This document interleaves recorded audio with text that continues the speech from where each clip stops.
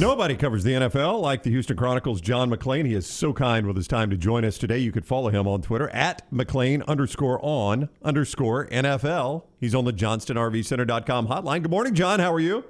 I'm doing great, guys. How are you? Doing wonderful. We appreciate the time. If I said, and I said this on the show yesterday, which probably means the opposite is true, that I think if you're looking for a shootout this weekend, you go to Kansas City, Buffalo. Do you think I'm wrong?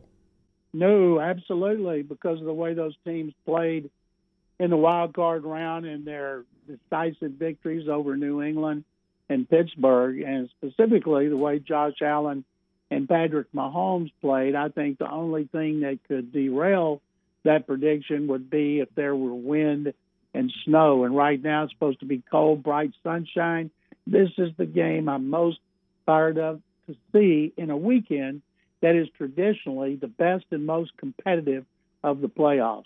We start off the weekend with a team you know extremely well, Tennessee, who had the bye, hosting Cincinnati, a team that really came out of nowhere, and Joe Burrow's had such a great year. Reports are Derrick Henry practice this week. He will play. He hasn't played since Halloween. If I ask you who has the bigger game tomorrow, Derrick Henry or Joe Burrow? Well, I would say Joe Burrow because he's going to have the ball in his hands on every snap, and the fact he'll play the entire game. I would imagine that Derrick Henry, who's returning from foot surgery, the over-under on carries is 18.5. I would take the under because in the second 8 games compared to the first 8 games in which Henry was healthy, they only ran for 92 fewer yards.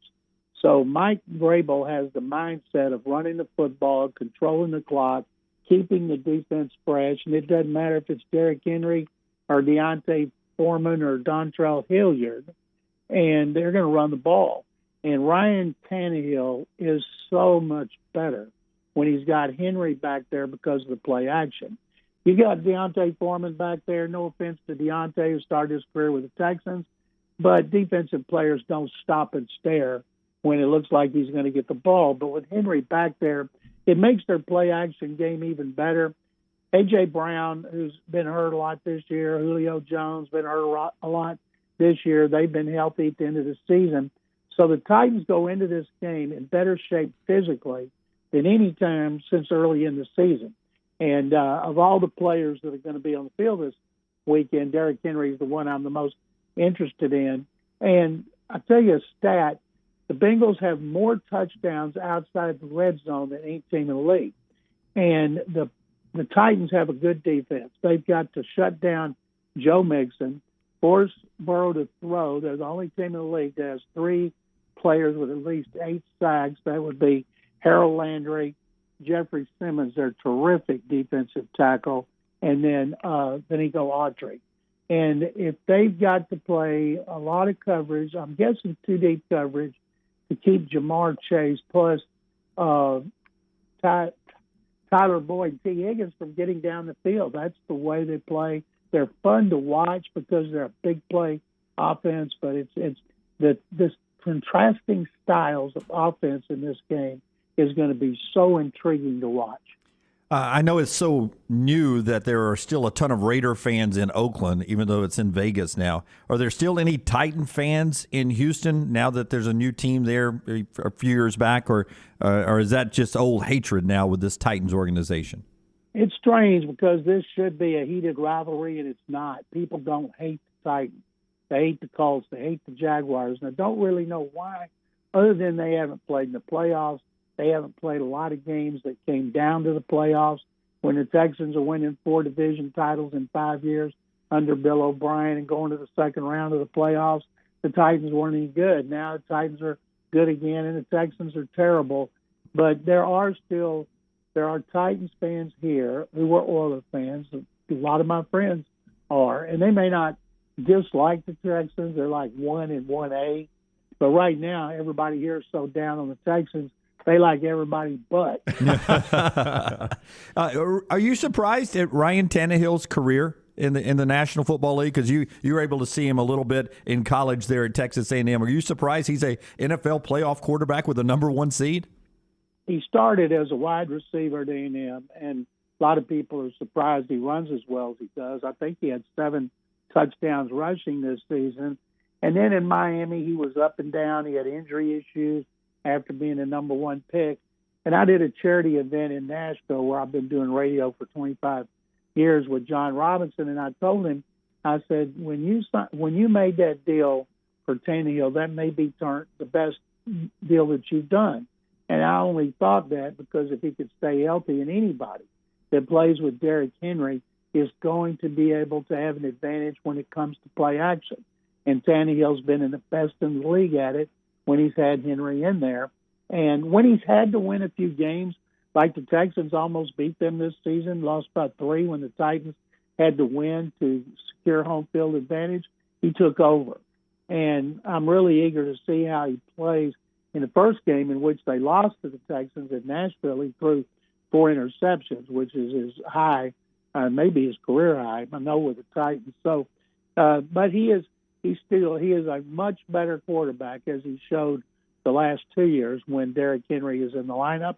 And truthfully, I think most quarterbacks would be better with Henry in the lineup. John McClain is with us at McClain_on_NFL, covers the NFL. He's done it for a long time and done a fantastic job of it for the Houston Chronicle. He's with us on the JohnstonRVCenter.com hotline. Look, I know Aaron Rodgers is on the other side, but a lot of people are focusing on the San Francisco run game, which is about as good as it gets in the NFL, versus the Green Bay run defense, which is not as good as it gets in the NFL. And they say that's the key to the upset. Do you see it that way? No, I see it coming down to Rodgers. With Rodgers, there's no way. I never pick against Tom Brady when he's at home, seldom picked against him ever.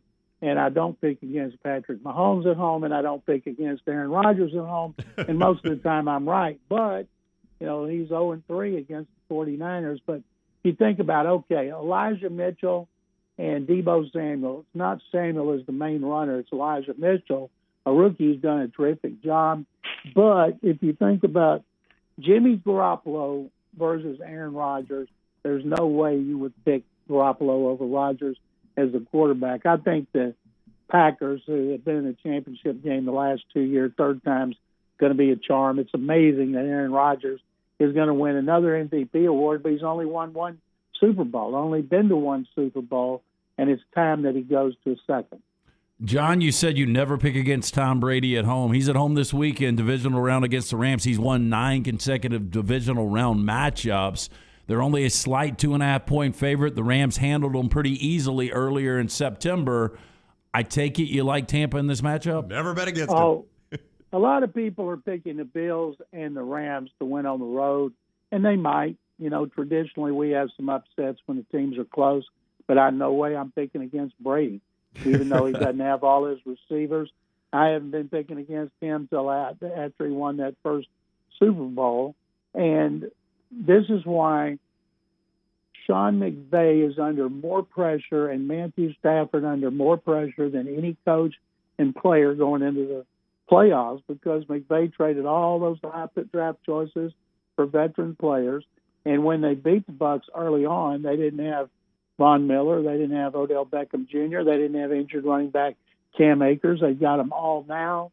And if any team pulls an upset this weekend, the biggest surprise to me will not be the Bills. The biggest surprise to me will be the Rams beating Tom Brady and then probably going to Lambeau Field for the championship game. But that'd be amazing if the Niners and the Rams play a third time in the playoffs to see who goes to the Super Bowl. But I just don't pick against quarterbacks like Rodgers and Brady, Brady being the best in history and Rodgers being one up. Hell, John, your default settings has it a pretty easy weekend for you because Rodgers is at home, Brady's at home, and Mahomes is. You figure out Bengals and Titans, you got the weekend nailed. I was 5-1 head up in the first round. The Cowboys screwed me like they did a lot of their fans.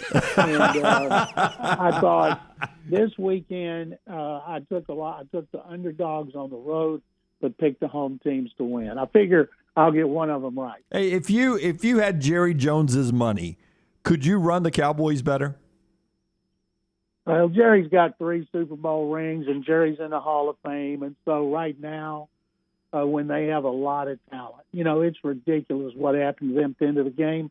All this belly aching by Mike McCarthy, still thinks it's a good call, still blaming the officials when the officials got it exactly right.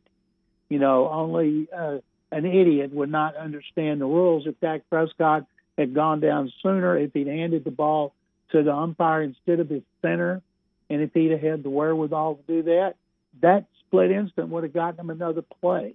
But it was a high-risk call you don't call in that situation, and they did it.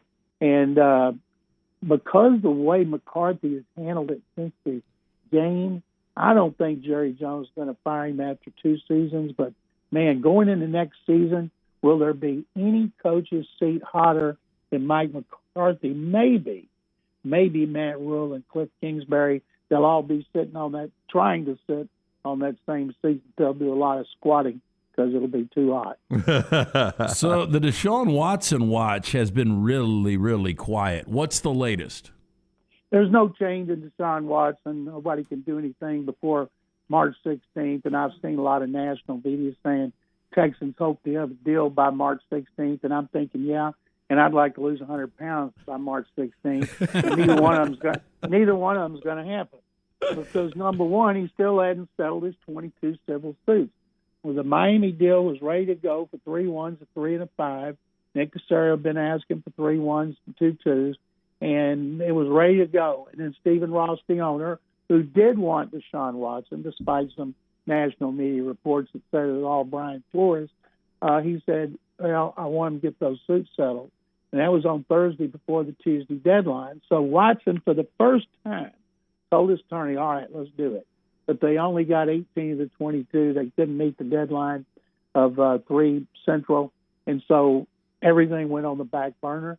And if indeed he gets this settled, he'll have a lot of teams interested in making a trade for him, like Carolina, Denver, Philadelphia wanted him, and he rejected him. He has a no-trade clause.